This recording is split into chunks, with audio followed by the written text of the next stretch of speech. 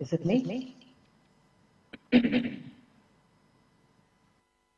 Esteemed guests, Governor Reserve Bank of India, panelists, ladies and gentlemen, Namaskar and good morning to all of you.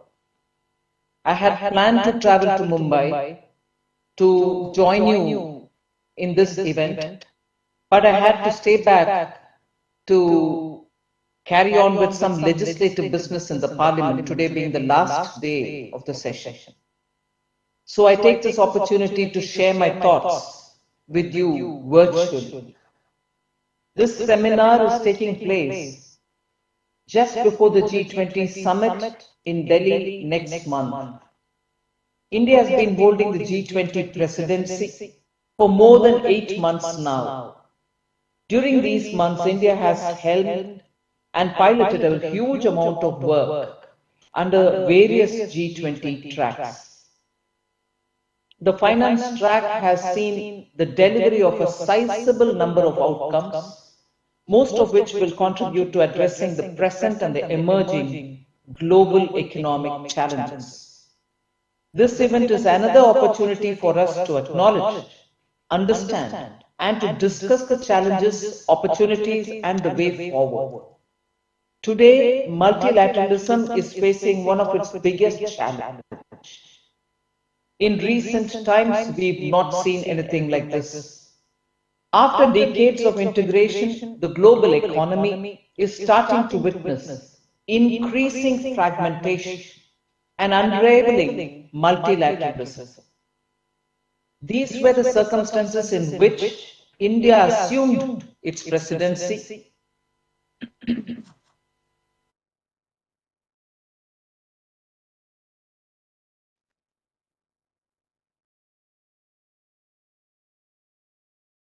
India assumed its presidency in these kind of circumstances of the G20. So far, we have ensured that geopolitical differences do not supersede the core G20 mandate of the international cooperation.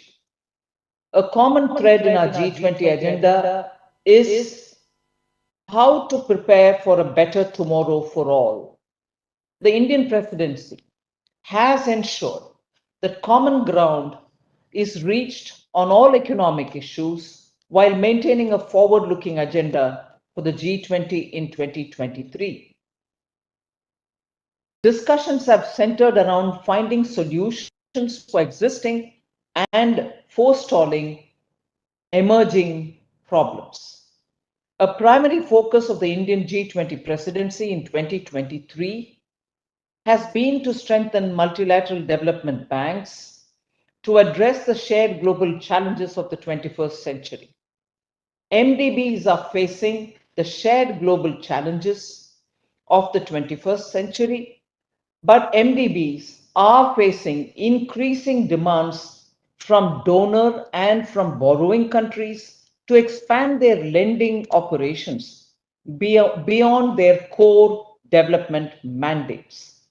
However, MDBs are currently not equipped to address this rising demand for their resources adequately.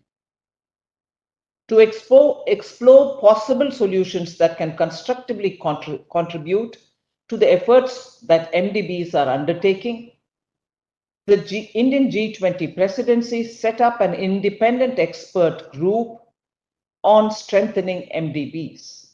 Let me use this opportunity to thank Sri N.K. Singh and Professor Lawrence Summers, who have steered the work of this group adeptly. Volume 1 of their report has been submitted, and Volume 2 is expected to be presented before the fourth and the final ministerial meeting of the G20 finance track in October. The report proposes a triple agenda comprising three crucial recommendations for the MDBs. One, to tackle global challenges alongside their core missions of poverty reduction and shared prosperity. Two, to triple their sustainable lending level by 2030. And three, to enhance their financial strength through capital adequacy improvements and general capital increases. Implementing these recommendations within each MDB's governance framework can significantly enhance their capacity to address diverse financing challenges in the future with a focus on the priorities of the global south. I'm happy that the first panel in today's seminar will be deliberating on this agenda, including the triple agenda recommended by the report. I hope that the discussion in the panel will provide some key insights that can contribute to preparing Volume 2 of the report. Another issue discussed in the G20 finance track is the escalation of debt issues in vulnerable economies, which possess significant economic risks to their sustainable development. The Indian G20 presidency has placed great importance on the management of global debt vulnerabilities, demonstrating a commitment to voicing the concerns of global south. The international community must collaborate and find stronger ways to coordinate debt restructuring for low-income and vulnerable middle-income countries facing debt distress. We have made significant efforts this year in providing momentum for debt treatment for some countries.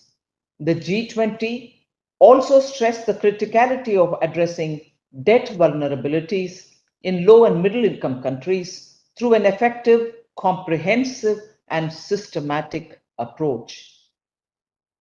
By restructuring existing debts and enhancing access to affordable finance, the international community can contribute to releasing financial resources in debtor countries to shield vulnerable populations from economic hardships. In this era of technological transformation, unlocking the full potential of digital progress for all is essential for a fair and inclusive future.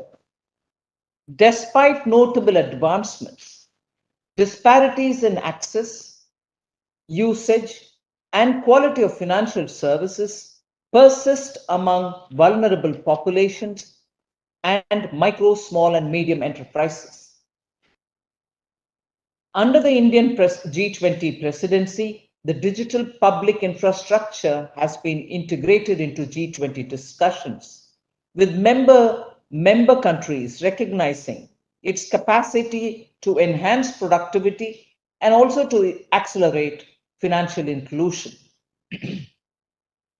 The G20 policy and the G20 policy recommendations for advancing financial inclusion and productivity gains through DPI, meticulously developed under India's leadership, have garnered unanimous acceptance across the G20 membership. These can guide both G20 and non-G20 countries in harnessing DPI for inclusive and robust growth. We are striving to lay the foundation for a robust regulatory landscape that encourages innovative while ensuring macroeconomic and financial stability. The upcoming synthesis paper developed by the IMF and the FSB, coupled with the roadmap, will be instrumental in shaping future regulatory measures for crypto assets. As we move towards the Leaders Summit in September 2023, we stand committed to facilitating a secure and dynamic financial environment that benefits all nations and fosters inclusive growth. The Indian G20 presidency has also emphasized innovative financing models to mobilize private sector investments and address the infrastructure financing gap, crucial for building future cities. We have laid the groundwork for the G20 principles for financing cities of tomorrow. This framework holds the potential to guide MDBs and other development financing institutions in their planning and financing of sustainable urban infrastructure. The support and endorsement from G20 members further affirm the importance of our work in shaping cities that exhibit resilience and are vibrant hubs of growth and opportunity. As we reflect on these global issues, we can benefit from the invaluable contribution of various stakeholders. I am confident that today's event will generate insightful discussions and contribute to shaping discussions in the final stretch of the Indian G20 presidency in the finance track. I wish you all some enriching discussions today. Thank you very much.